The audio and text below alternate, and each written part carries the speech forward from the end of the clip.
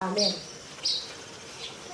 Marete maita musie basta pasa mapiliata sada ado sada.